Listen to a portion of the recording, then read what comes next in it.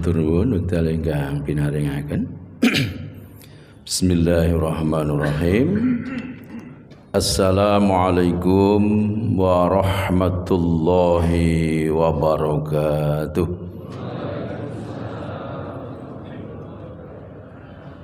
Alhamdulillahilladzi arsala rasulahu bil huda wad dinil haq liyudhhirahu ala dini kullihi walau karihal musyrikun.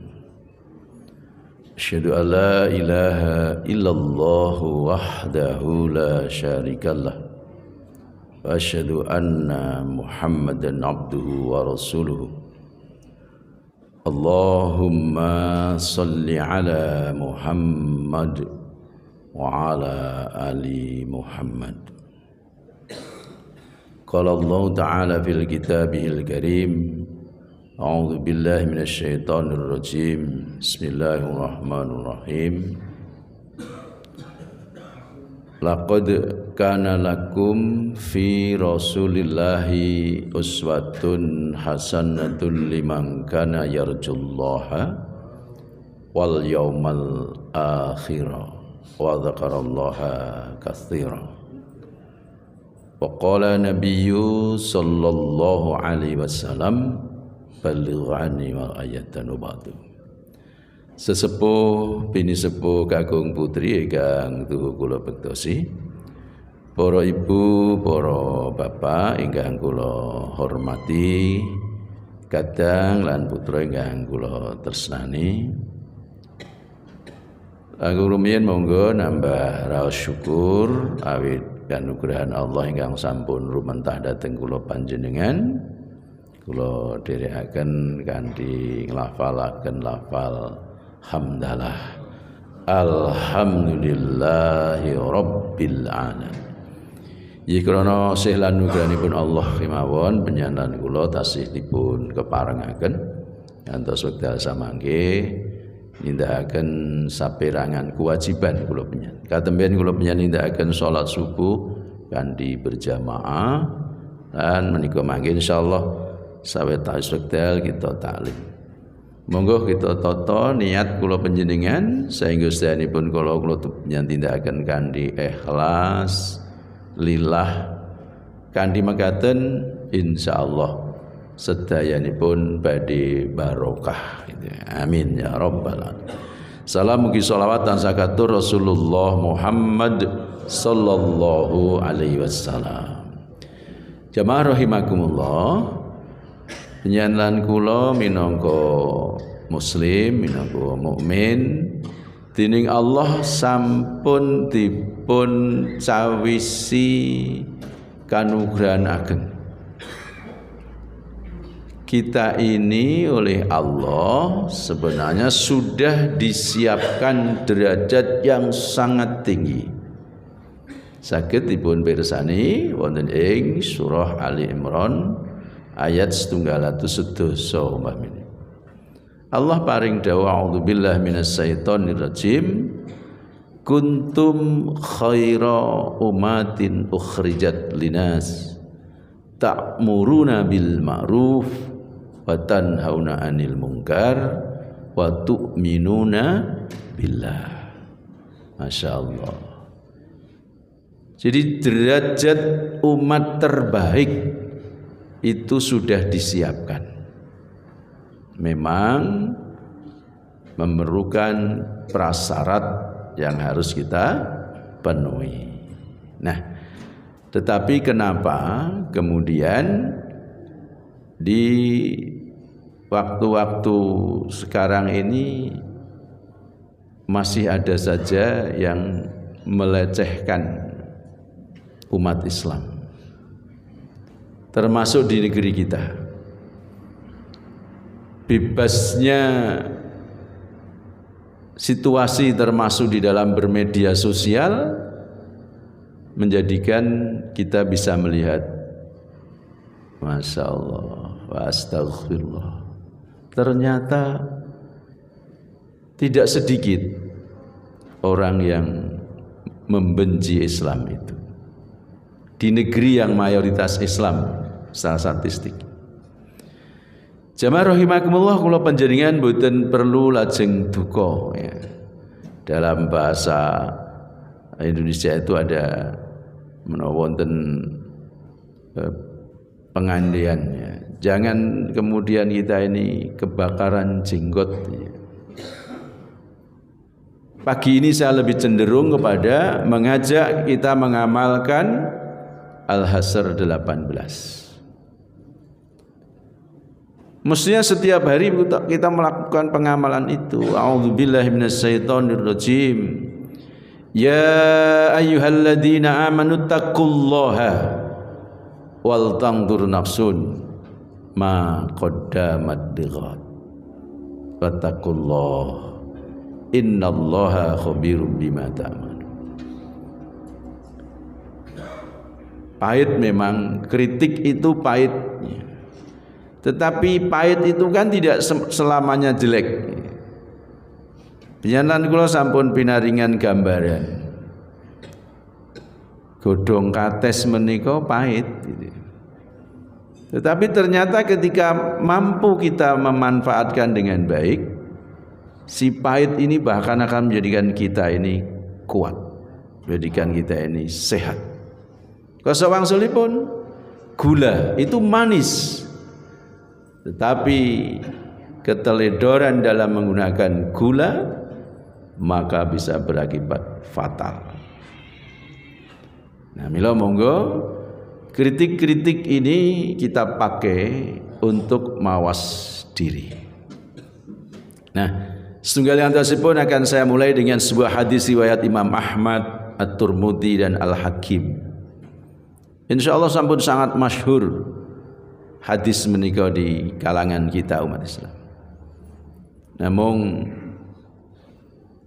kula nderek mengikuti informasi-informasi ingkang akhir-akhir ini hasil pilkada serentak ini. Ada temuan-temuan yang pada kantong-kantong tertentu menjadikan ajaran Islam ini dalam tanda petik dikalahkan dengan pragmatisme. Kenapa bisa terjadi? Nah, kita lihat. Jamaah rahimakumullah, sinten ingkang wajib mensyiarkan Islam? An-Nahl 125 menuntun kita. A'udzubillahi minasyaitonirrajim. Ud'u ila sabili rabbika bil hikmah wal mau'izatil hasanah wajadilhum billati ahsan ila akhirih. Ja'an sinten ingkang dipun ajak sedaya tiyang, semua manusia diajak kemana?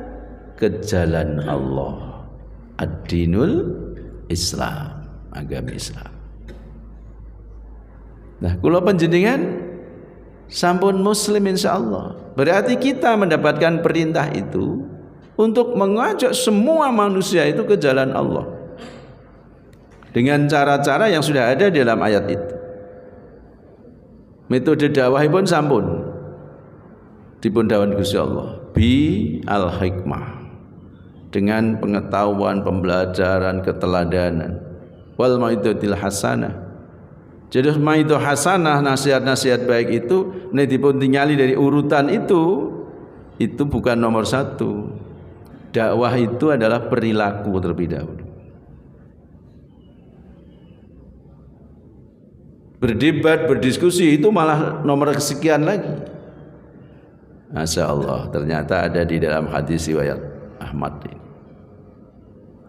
Menika pembuktian betapa benarnya ayat Allah. Terjemah saya hadis menika, ketika Nabi Muhammad SAW tiba di kota Madinah, orang-orang berduyun-duyun mendatangi beliau. Mereka berkata, Rasul telah tiba, Rasul telah tiba. Aku pun mengikuti kerumunan mereka untuk turut melihat. Nah, aku di sini siapa? Nah, ya di dalam teksnya ini An Abi Yusuf Abdillah ibnu Salam. Kula nate pikanto pangertosan bahwa Abu Yusuf Abdullah ibnu Salam itu awalnya seorang tokoh Yahudi yang ketika itu masih menjadi tokoh Yahudi, belum Muslim, tapi tertarik. Iki enek apa toh? Kok wong-wong Madinah ini kok nyeritake Rasul telah tiba, Rasul tiba. Karena orang-orang Madinah sudah pada beriman terlebih dahulu. Nah, kemudian aku pun mengikuti kerumunan mereka untuk turut melihat. Jadi sang Yahudi ini kemudian mengikuti orang-orang mukmin yang berkerumun. Ketika nampak wajah beliau, ini testimoni, kesaksian dari tokoh Yahudi itu, aku langsung tahu bahwa wajah beliau bukanlah wajah seorang pendusta. Masya Allah. Nembe saking pasuryanipun kemawon meyakinkan yang melihat itu bahwa beliau bukan pribadi pendusta. Bapile wonten ingkang menapa menika ngundomono. Apa eneng guru nonton wajah kok iso membaca pribadi. Tapi bagi orang-orang yang mendalami tentang ilmu itu, tidak kaget. Meski sedikit saya pernah mendapat di perkuliahan tentang bagaimana membaca kepribadian orang dari wajah. Bapile ingkang sepuh-sepuh nate midhanget istilah wonten Surakartan di Surakarta hadine. Naminipun Iman Supingi. Nah, terus pundi nate midhanget, wah iki nek nonton Iman Supingine. Nah, itu sebenarnya adalah keilmuan untuk membaca pribadian seorang dari wajah. Sekilas akan kelihatan ingkang terbiasa. Wah, nek nonton Iman Supingine calon kepala daerah sing iki ora masuk. Nah, kalau yang ini Mas. Itu memang bagi orang yang mendalami bisa, insya Allah bisa. Tanya Pak polisi yang di Reskrim atau yang di Intel gitu. Insya Allah juga ada keilmuan yang membaca. Nah, ini beliau ini kemudian juga bersaksi, saya melihat wajahnya wajahnya bukan wajah pendusta. Kalau penyanyi kan ya, wah, wajah memelas itu kan juga bisa dilihat. Kalau ini penyataannya adalah menyatakan bahwa begitu melihat wajah Rasulullah, beliau mengatakan bukan wajah pendusta. Kelajenganipun, hal pertama yang aku dengar dari beliau adalah, khutbah awalipun semakin mempesona, semakin menarik, karena keluar dari kebiasaan yang ada nalika semanten. Apa khutbah Rasulullah yang pertama? Wahai sekalian manusia, afsus salam, sebarkan salam. Dan salam itu adalah berupa doa. Ya langsung tahu meskipun dia Yahudi kan orang Arab. Salamnya kan bahasa Arab. Mari kula nanti dipun debat niku. Pak niku dereng muslim kok pun ngerti nek salame niku sae. Lah maksudipun? Lah napa pun ngerti artine assalamualaikum. Wah lupa penanya ini bahwa itu bahasa Arab. Ya tahulah. Mbok kafir yang ngerti nih assalamualaikum itu berarti semoga engkau diberi keselamatan.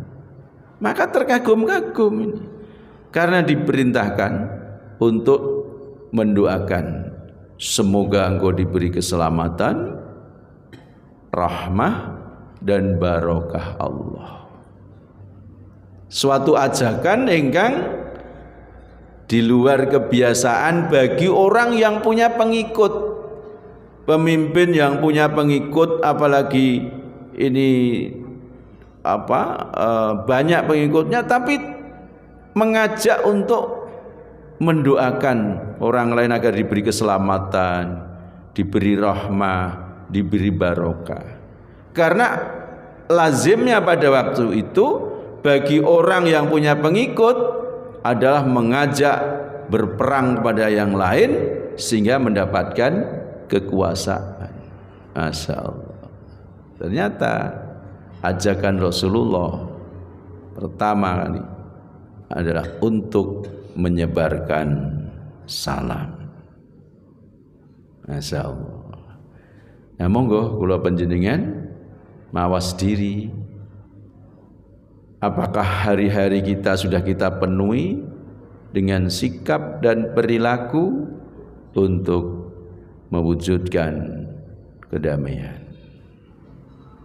ataukah masih ada di dalam hati kita ini dipenuhi dengan penyakit-penyakit hati, ghil semisal, iri, yang kemudian menimbulkan kebencian,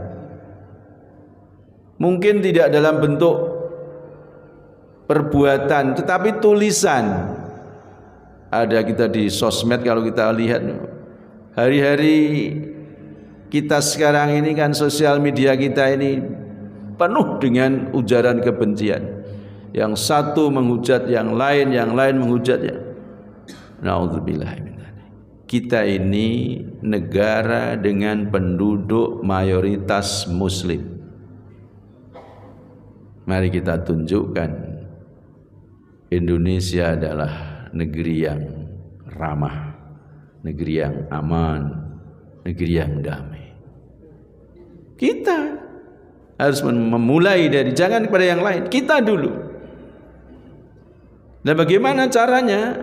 Ya ketika mendapatkan share kata berita yang kemudian bermakna atau setidaknya mengandung kebencian, ya sudahlah, berhenti di kita saja. Jangan kemudian di-share lagi, diviralkan. Kebencian belum tentu benar. Nuwun sewu, teknologi itu luar biasa. Banyak hal yang tidak nyata, tetapi dengan visualisasi di teknologi modern ini seperti nyata. Loh, badan saya gendut begini, bisa kok ditampilkan di sosial media itu, wajahnya tetap saya, tapi badan saya menjadi kekar. Sebulannya awake huluk, hanya saya dipasang saja, wajah saya dipasang, kelihatan. Itu contoh kecil. Lo berita wis usang wis tahun 90 tahun 2000 ditata, bisa kok seakan-akan terjadi sekarang. Maka mari kita lebih menteladani Rasulullah Muhammad sallallahu alaihi wasallam, karena memang beliaulah satu-satunya teladan tanpa catatan. Maka tadi di pembuka saya matur tadi, saya sitir, laqad kana lakum fi rasulillahi uswatun hasanatun liman kana yarjullaha wal yaumal akhir wa dzakarallaha katsir. Kita ini punya teladan tanpa catatan. Sudahlah, kalau beliau Rasulullah itu mengerjakan, kita meniru, pasti baik. Kalau kemudian Rasulullah ada sahabat yang melakukan sesuatu tapi meskipun beliau tidak, tapi membiarkan itu berjalan, pasti baik. Tapi kalau Rasulullah sudah melarang, ya sudah, pasti tidak baik. Jangan cari-cari teladan yang lain. Boleh, tapi ingat, teladan yang lain itu harus dengan catatan. Catatannya apa? Sesuai dengan tuntunan Rasulullah atau tidak, sesuai dengan Quran apa tidak. Jangan karena ini guru saya, ini syekh ini, gus ini, kiai ini, ustadz ini, ustadzah. Jangan. Semua manusia selain Rasulullah tidak dijamin menjadi teladan tanpa catatan. Bisa diteladani, tapi harus dengan catatan. Karena manusia pada dasarnya sama, selain memiliki keimanan juga memiliki hawa nafsu.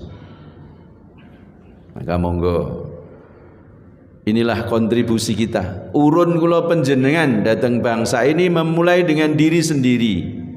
Sebarkan salam, jauhi kebencian-kebencian. Lalu yang kedua dalam khutbah beliau adalah berikanlah makanan. Semakin kaget Yahudi, kaget. Lu biasanya itu bagaimana merebut ngerayah nggone liyan kok. Lho iki kok malah didhawuhi maringi. Ini sesuatu yang tidak lazim. Dan itulah pribadi yang kemudian oleh Allah dihargai menjadi khairu ummah. Lah kalau panjenengan pengen mengklaim menjadi khairu ummah, ummah terbaik, ya, umat yang terbaik, tapi perilaku kita tidak menteladani Rasulullah, ya sama juga bohong. Memang mengklaim saja, itu, mengklaim saja. Coba ini tidak banyak contoh, tapi ini sangat mendasar. Jadi tidak ada, nanti kan akan ditutup dengan masuk surga dengan selamat, hadis ini. Maka bagi yang bercita-cita menjadi ahlu jannah, hingga kepengin mlebet swarga, memulai dari dirinya, ojo udil. Nah, karepe mlebu swarga kok utile ra ilang-ilang, ngimpi. Karena surga itu hanya dihuni oleh orang-orang yang tidak udil.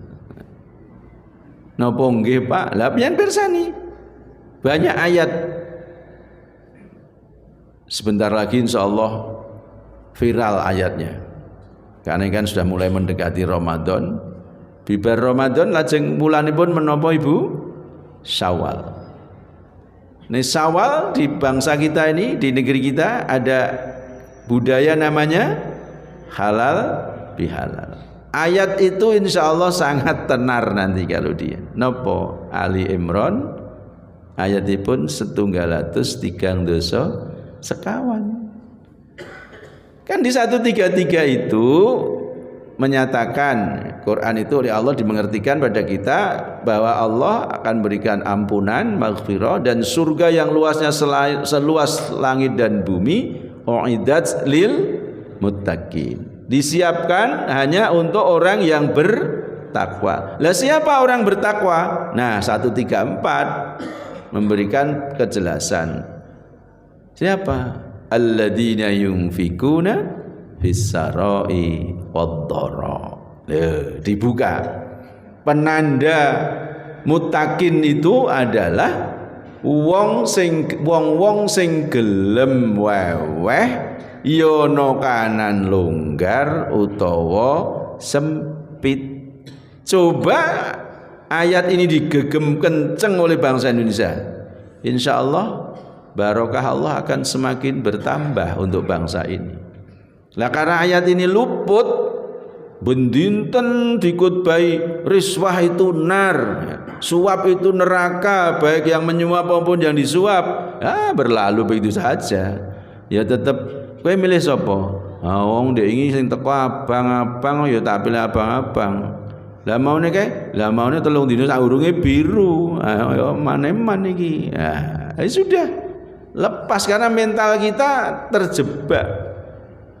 Coba mental kita mental mutakin, akan menggunakan akal. Jane wis ngerti nek iki bahaya 100 abang iki ning gadekke 5 tahun. Jane pun nggih ngertos. Ha ning wah 100 ya akeh.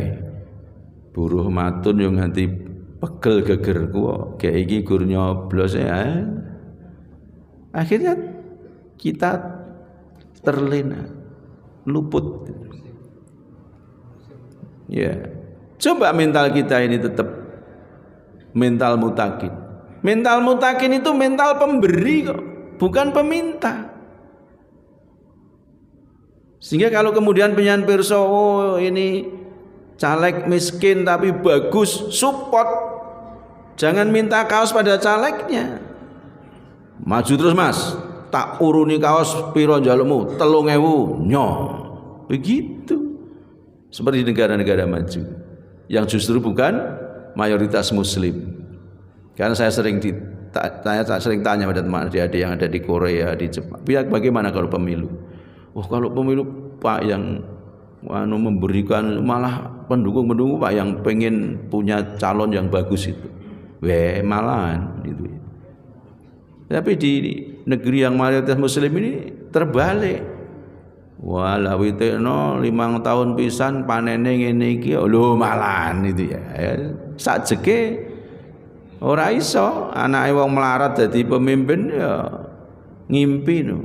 Monggo Allah nyiapke jane titip bangsa Indonesia ini dititip calon pemimpin top marko top tapi dititipkan di keluarga miskin. Lah gandeng yang berlaku itu owawe bos. Pirsa Bapak Ibu, wow bos. Nek ra enek duit ora nyoblos. Ya remuk itu ya. Lah penyen menggalih. Lah sajeke sing iso ya sing sugih tok no. Lah nek sing sugih tok, ha kula penyen tiwas lho ben dina maca kitab mengingkari gitu ya. Kita ini harus tampil bangkit aja gur nyeneni. Wah iki anu ala kowe ngopo? Lah kowe iki ya ora ngetokne kok.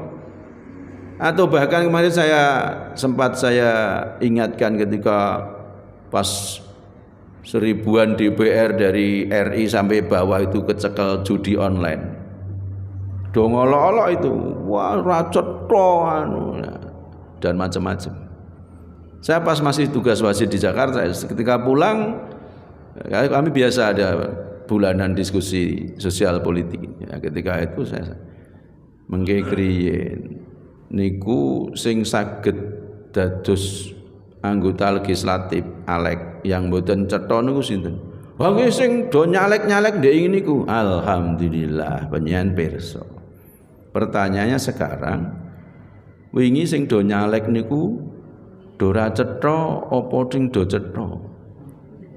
Wis mulai pekeu kan. Karena saya saat itu disambati mencarikan caleg itu sampai dengkelen ngene basa mulur ngene lho.